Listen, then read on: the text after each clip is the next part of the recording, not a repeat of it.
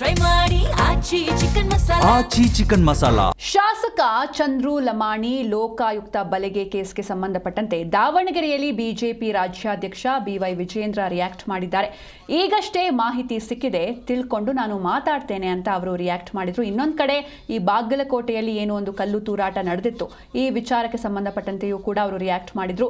ಬಾಗಲಕೋಟೆ ಕಲ್ಲು ತೂರಾಟ ಪೂರ್ವ ನಿಯೋಜಿತ, ಟಿಪ್ಪು ಸುಲ್ತಾನ್ ಮನಸ್ಥಿತಿ ಉಳ್ಳೋರು ಹೀಗೆ ಮಾಡಿದ್ದಾರೆ, ಕೋಮು ಗಲಭೆ ಸೃಷ್ಟಿ ಮಾಡಲು ಈ ರೀತಿ ಮಾಡಿದ್ದಾರೆ ಅಂತ ದಾವಣಗೆರೆಯಲ್ಲಿ ಬಿಜೆಪಿ ರಾಜ್ಯಾಧ್ಯಕ್ಷ ಬಿವೈ ವಿಜೇಂದ್ರ ರಿಯಾಕ್ಟ್ ಮಾಡಿದ್ರು. ಒಂದ್ ಕಡೆ ಶಾಸಕ ಡಾಕ್ಟರ್ ಚಂದ್ರು ಲಮಾಣಿ ಅವರನ್ನ 5 ಲಕ್ಷ ಲಂಚವನ್ನ ಸ್ವೀಕಾರ ಮಾಡುವಂತಹ ಸಂದರ್ಭದಲ್ಲಿ ಸಿಕ್ಕಾಕೊಳ್ತಾರೆ.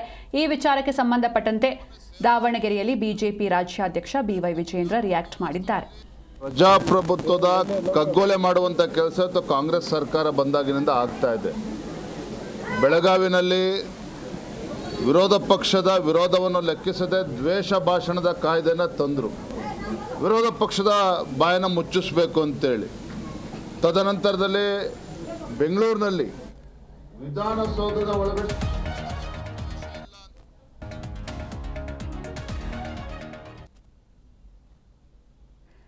ಶಾಸಕ ಚಂದ್ರು ಲಮಾಣಿ ಲೋಕ ಬಲೆಗೆ ವಿಚಾರಕ್ಕೆ ಸಂಬಂಧಪಟ್ಟಂತೆ ಧಾರವಾಡದಲ್ಲಿ ಸಂಸದ ಪ್ರಹ್ಲಾದ್ ಜೋಶಿ ರಿಯಾಕ್ಟ್ ಮಾಡಿದ್ದಾರೆ.